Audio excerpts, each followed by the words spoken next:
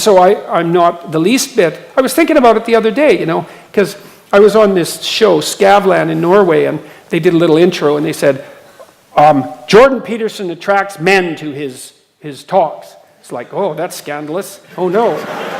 He's talking to men. That's a terrible thing. And, what I've been doing, because you get caught up in this, I've been sort of insisting, well, it's not as male-dominated as you might think. It started out about 80-20, but that's the same proportion of viewership of men to women that you have on YouTube, so there's a base rate phenomenon there, and more women have been, attending the lectures since the book has come out. And then I thought the other day, what the hell am I doing? Why am I doing that? It's like, what, you got a problem that young men, and they're not, believe me, they're not all young, that men are coming to listen to me? It's what, men are not supposed to come to listen to any other men, especially not if they're in the majority. Because there's something wrong if all those men are getting together and listening to each other and talking. God only knows what they're up to.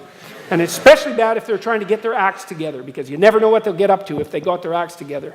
So it's like, I'm done with that. It's like, if it happens to be a preponderance of men that come and listen to me, then so be it. That's good. I'm thrilled to talk to them.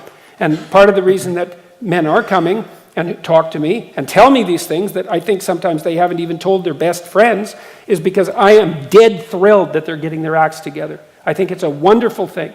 I tell people in my lectures, it's like, you have to get your act together. Why?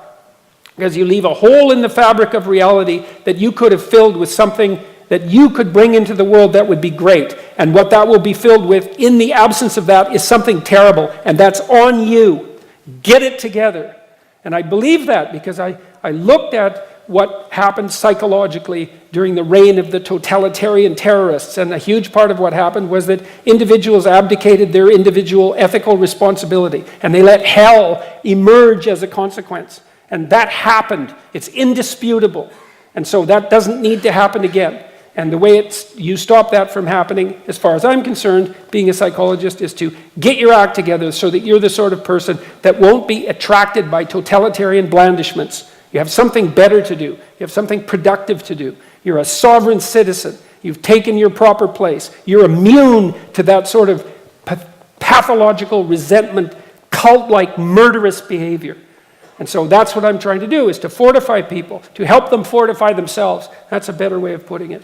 And as far as I'm concerned, all the evidence suggests that that's working. And anyone who thinks that's some kind of alt-right phenomenon, well, they can have their pet theory and run with that in their life and see how that works out. Because my suspicions are it's not going to work out very well. So